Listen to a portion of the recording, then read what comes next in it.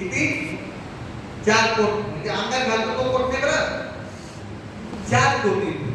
4 कोटी रुपयाचं कड त्या काळामध्ये कविभूषणच्या हातावर शिवाजी महाराजांनी आपल्या डाव्या हाताचं कड काढलं आणि त्या कविभूषणच्या हातावर ठेवलं. हे केवळ तुझ्या कलेची जनता होऊ शकत नाही, पण तुझं बक्षीस मी तुला बहाल करतो. आणि त्याच्यानंतर कविभूषण जो छत्रपती शिवाजी महाराजांचा झाला तो शेवटपर्यंत झाला. आणि म्हणून आम्ही म्हणतो विश्व बंधनीय छत्रपती शिवाजी महाराज. याचं कारण हे झालं, शिवाजी महाराजांनी कधी जाती धर्मामध्ये कधी भांडणं मारामाऱ्या कधी केलेल्या बरं, कोणाला करून पण दिलेल्या नाहीये. जसे शिवाजी महाराजांच्या कालखंडामध्ये जसे शिवाजी महाराज स्वराज्यामध्ये इतर जाती धर्माचे लोक होते तरी बाकीच्या पण समाजातले होते ना. महार समाज होता, आदिवासी समाज होता, मातंग समाज होता. अहो त्या काळामध्ये शिवरायांच्या काळामध्ये बरं पाटील ती कोणाला देत आहे? पाटील ती देणं सोपं होतं का? देता येत नव्हती. त्या काळामध्ये शिवाजी महाराजांनी महाराजांना पाटील दिली. कोणाला पाटील? महार समाजाला पाटील दिली. वाई जवळ गाव आहे, साताऱ्याच्या जवळ वाई आहे. त्या वाईमध्ये गाव आहे, त्या गावाचा पाटील नागनाथ महार म्हणून त्या महाराला नागनाथ महार त्या महाराला त्यावेळी शिवाजी महाराजांनी पाटील दिली. त्याच्यानंतर जीवा महाले, शिवा काशी, धावी समाज होते. धावी समाज होते. शिवाजी महाराजांनी नेबापूरमध्ये शिवा काशीच्या आईला त्या ठिकाणी वतन बांधून दिलं. शिवा काशी हयात म्हणजे ज्यावेळी ते पन्हाळगड मारले गेले आणि शिवाजी महाराज शिवा काशी जे होते त्यांच्या बाजूला स्वराज्यामध्ये त्या ठिकाणी संधी दिली पुन्हा एकदा. शिवाजी महाराज महिला सक्षमीकरण सुद्धा त्यांच्या काळात होत होतं. प्रत्येक स्त्रीला आपल्या आई आणि बहिणीसारखं मानून एखाद्याचा नवरा जर बांधला तर तिला वतन बांधून देत होते. तिची इच्छा जर असेल तर स्वराज्यासाठी काम करायची तर स्वराज्यामध्ये सुद्धा त्या ठिकाणी घेत होते. त्या काळामध्ये शिवाजी महाराजांनी हे काम केले. शिवाजी महाराजांनी त्यांच्या कालखंडामध्ये जात धर्माच्या पलीकडे मुस्लिम समाजाचे होते बरं. आम्ही म्हणतो ना की हिंदू पतशाही काय आणि शिवाजी महाराज फक्त हिंदूंचे राजे नाही.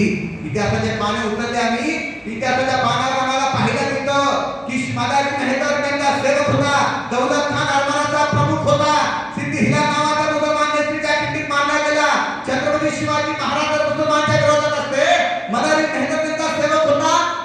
विजापूर ते गोलकुंडापर्यंत 900 फुटात हे स्वराज्यामध्ये दाखल झाले नसते. शिवाजी महाराज जर मुसलमानच्या विरोधात असते तर त्यांचा वकील काय हैदर नावाचा मुसलमान होता. छत्रपती शिवाजी महाराजांचा पहिला जगातला जागतिक चित्र ज्या मुसलमानाने काढलं त्या मुसलमानाचं नाव म्हणजे मीर मोहम्मद खान नावाचा मुसलमान होता. 10 नोव्हेंबर 1659 साली ज्यावेळी छत्रपती शिवाजी महाराजांनी अफजल खानचा कोथळा प्रतापगडावर पाडला, त्या अफजल खानचा कोथळा पाडत असताना वाघ नख्याचा उपयोग केला. तो वाघ नख्या पुरवणारा रुस्तम जमाल खान नावाचा मुसलमान होता. छत्रपती शिवाजी महाराज मुसलमानच्या विरोधात असते तर हा हसन सय्यद आज आपल्या समोर या ठिकाणी व्याख्यान देत नसतात.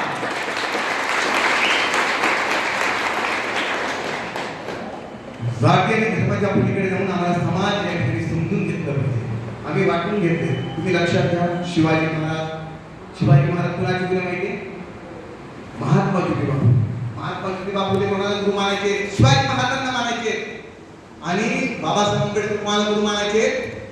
शिवाजी महाराज. बाबासाहेब आंबेडकर कोणाला गुरु मानायचे? महात्मा ज्योतिबा फुले. अजून कबीर, संत कबीर आणि संत कबीर आणि गौतम बुद्ध है ना. हे 3 कोणाचे गुरु होते? बोलायला तुम्ही असं करून करायला लागले. बाबासाहेब आंबेडकरांचे गुरु गौतम बुद्ध, संत कबीर आणि महात्मा ज्योतिबा. बाबासाहेब आंबेडकर विद्वान त्यांचे गुरु आपण ज्यावेळेस पाहतो ते पण माळ्यांचे. या लोकांनी जात धर्म पाळला का? नाही पाळला. साहित्यरत्न अण्णाभाऊ साठेंनी ज्यावेळेस फकीरा कादंबरी लिहिली, ही फकीरा कादंबरी लिहिल्यानंतर लेखणी पहिल्या ग्रंथातलं लेखणीची होती ते बाबासाहेब आंबेडकरांना अर्पण केली. बाबासाहेब आंबेडकरांना अर्पण केली. लक्षात म्हणजे या जी लोक आहेत ना यांनी कधी जात धर्म पाळला, कधी चौकटीमध्ये राहिले नाही, विचार करत गेले. आणि महापुरुष जन्माला एकदा येतात बरं. किती वेळ येतात? किती वेळ येतात? एकदा. आणि जाताना किती वेळ जातात ते? फक्त त्यांचं विधान किती वेळ जातात? एकदा जातील दोनदा जातील. आपल्याला सोडून गेले, समाजाला सोडून गेले, किती वेळ जातील? एकदा जातील तर दोनदा जातील. एकदा एकदा कसे जातील? ज्यावेळेस त्यांचा जन्म होतो त्यावेळेस एकदा त्यांचा जन्म होतो, ज्यावेळेस त्यांचा निधन होतं त्यावेळेस ते जातील, पण ते मरत नसतात. बरं, ते केव्हा मरतील? बरं, ज्यावेळेस आपण त्यांच्या विचारांना कल्पानी घालू, त्यांच्या विचारांच्या जागा आपण कट्ट्यावर बसून आपण सट्ट्यावर उडू, तेव्हा ते मरतील, तेव्हा ते जातील. म्हणून आपल्याला जर त्यांना मरून द्यायचं नसेल तर आपल्याला त्यांचे विचार जिवंत ठेवावे लागणार आहे, त्यांच्या विचारांचा जागर आपल्याला करावा लागणार आहे, त्यांच्या विचाराने आदर्शावर आपल्याला या ठिकाणी मार्गक्रमण करावं लागणार आहे. त्यांना जर मरून द्यायचं नसेल तर, नाहीतर आपण त्यांचे विचार सोडून आपण जर दुसरीकडे भरकटलो तर दुसऱ्यांदा सुद्धा मरतील.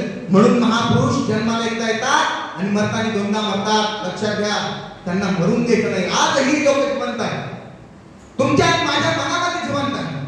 बाबासाहेब आंबेडकर जिवंत आहे, डॉक्टर बाबासाहेब आंबेडकर, छत्रपती शिवाजी महाराज, महात्मा ज्योतिबा फुले हे जिवंत आहे आमच्या हृदयामध्ये.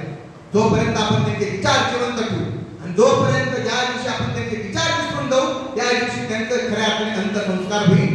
ही लक्ष हे बाप आम्हाला आमच्या कानावर करून ठेवले पाहिजे. म्हणून माझ्या भावांनो, ही लोक जात धर्माच्या पलीकडे खूप मोठे आहेत. आम्ही आपापसामध्ये हा आदिवासी, हा जैन भीम, हा मुसलमान, हा हिंदू, या सगळ्या गोष्टीमध्ये आपण फरफडत चाललो आहोत. आणि म्हणून ओके, भरपूर आहे अजून बोलण्यासारखं, पण तुमची कॅपॅसिटी आहे काय की? तर ही सगळी लोक जी आहेत ही एका विचाराची आहेत, जन्माला येतात आणि म्हणून मी फार अधिक न बोलता तुम्हाला पण ज्यादा म्हणजे आपण एका दिवशी सगळा ढोकले देणार रोज थोडा थोडा थोडा थोडा दिला म्हणजे तुम्ही पण जरा हे आणि माझं फक्त या सगळ्या व्याख्यानाच्या माध्यमातून माझ्या भावंड्या आहे. तुम्हाला मी बोलता बोलता थोडी पाठवून वगैरे बोललो असेल, तुम्हाला बोलावं कारण तोपर्यंत हे सुधरत नाही ना, आहे का नाही? आपण समजून घेऊ.